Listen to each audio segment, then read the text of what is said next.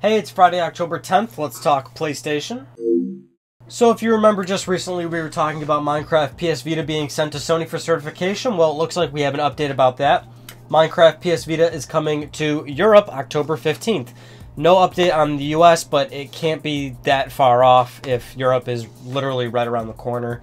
So there you go, October 15th for Europe, and hopefully the US will be very soon. Keep in mind, if you already have the PS3 version, you get the Vita version for free. That's CrossBuy. But if you bought the PS4 version, you're not getting the Vita version for free there. You have to buy the PS3 version or the Vita version straight out to get those two free.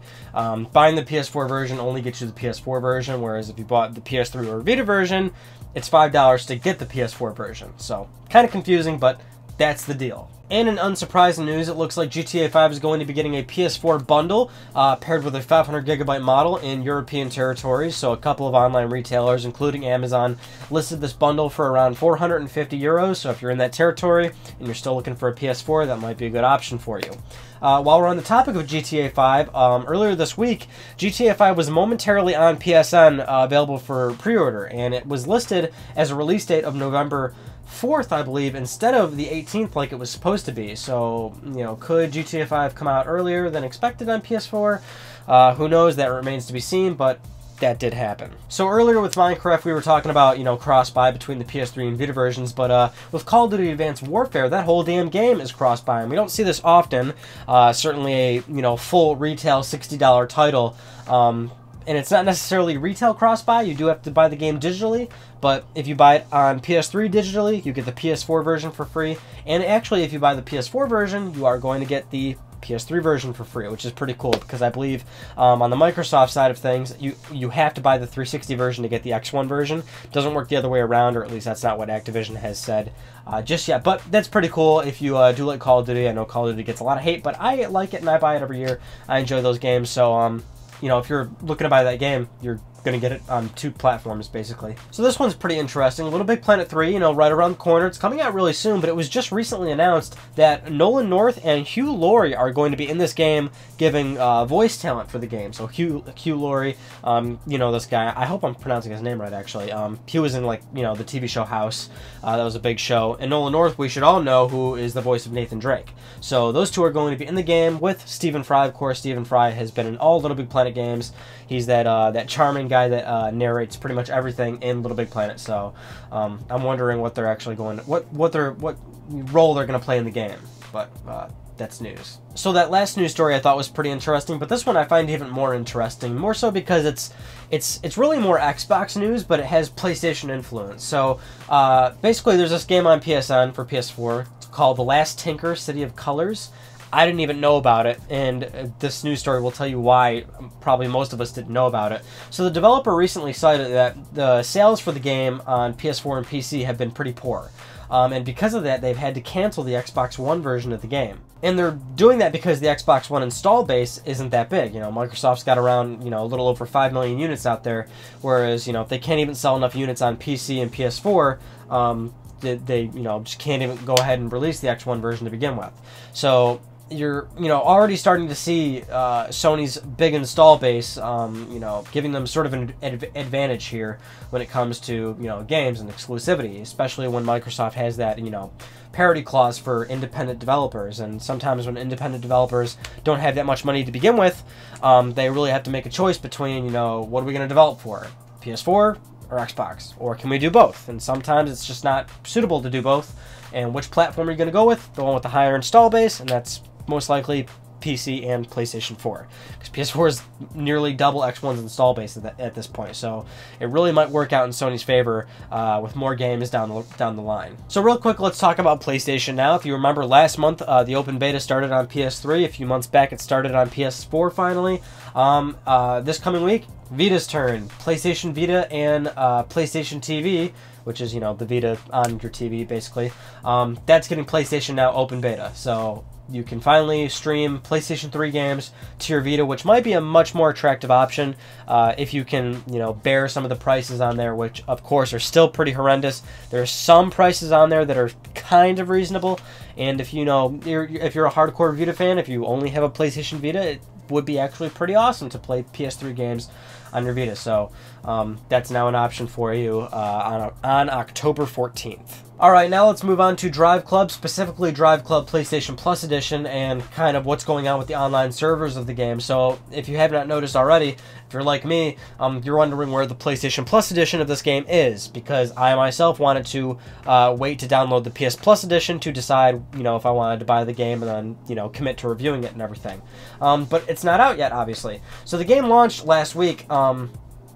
If you bought the game, you will probably notice that you're having problems connecting online to the game. So, Evolution Studios, the developer of the title, has said they are having a really rough time, with keeping, enough servers open for people. There's a lot of disconnect issues with a lot of people going on in that game. So, initially, the game came out, server issues started, and the PS Plus Edition was nowhere to be seen. And for I don't know how many hours, probably a full day, Sony and Evolution did not say anything about what was going on, which really irritates me, because, Sony does this a lot. If there's ever an issue with anything, they take a long time to finally respond to, what is going on, or, they take a while to give you an update on what's going on. And, if you're paying for PlayStation Plus, this was something that was promised to you. They've, have advertised this to you. They've marketed it to you. They've promised you you've got PlayStation Plus Edition of Driveclub on day-and-day release of the full game, and you didn't get it, and they didn't even tell you why. And the reason why is they held back the PlayStation Plus version to, ease the server load for people that bought the full game. And of course, a lot of people looked at that and went, oh, you just want people to, impulsively buy the full game.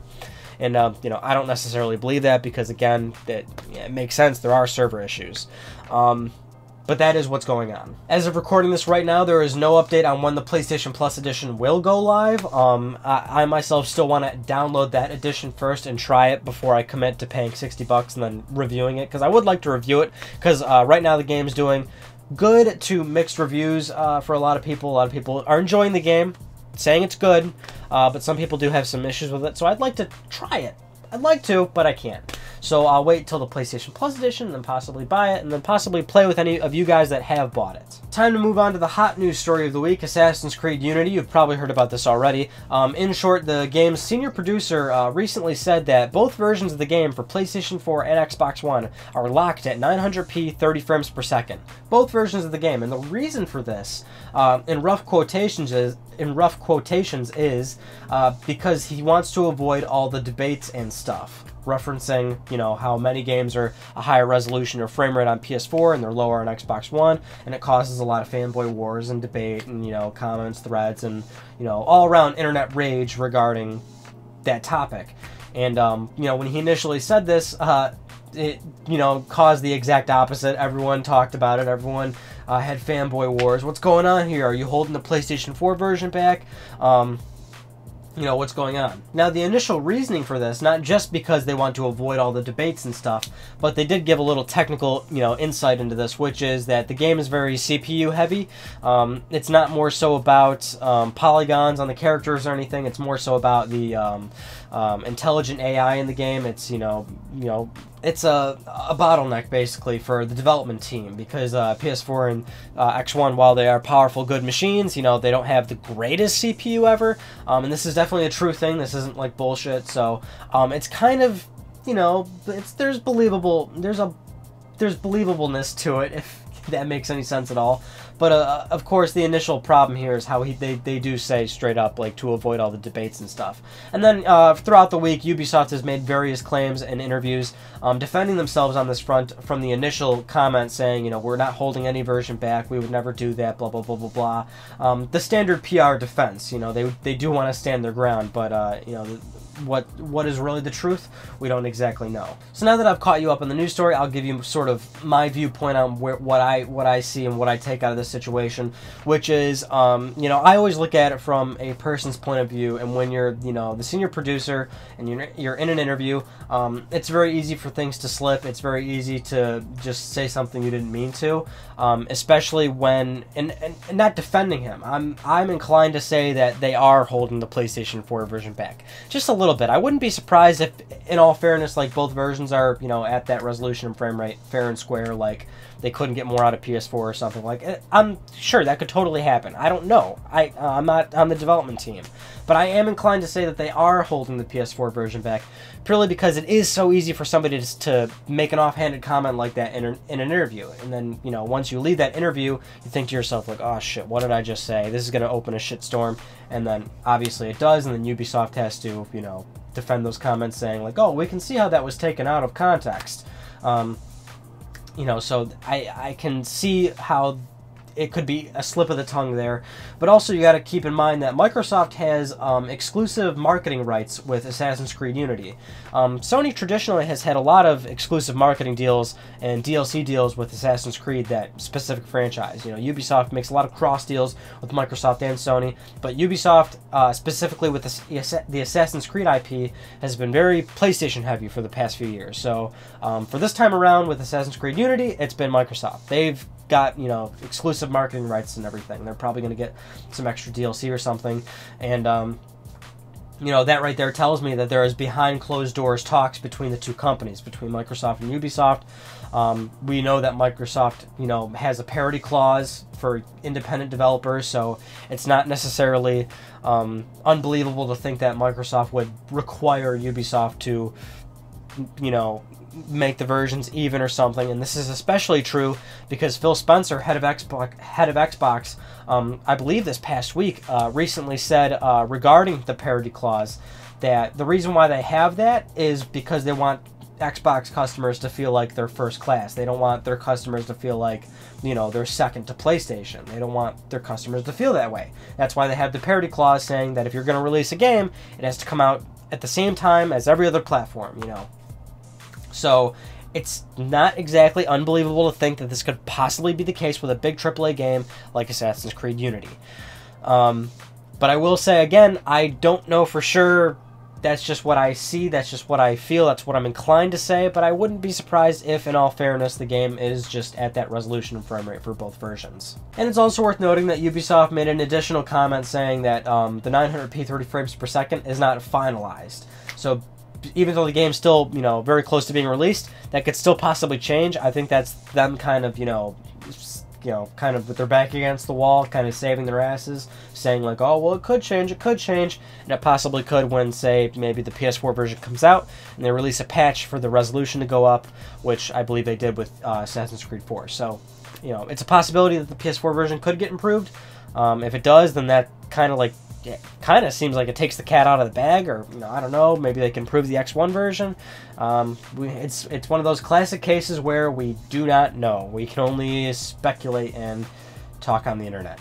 Anyway, those are just some of the news stories I want to talk about with you guys this week. Hopefully I'll be able to play Driveclub soon and then possibly buy the full game and then review it for you. Ryan on Gaming returns this coming week, so this Wednesday, expect a new episode. I'll try and get another review or two in. There's a few games right now that I would like to do, so I don't know, just keep posting on the channel. Thank you all for watching. That concludes this week's episode of Let's Talk PlayStation. I'm Ryan Benecki. Thank you again for talking with me, and I'll see you guys all next Friday.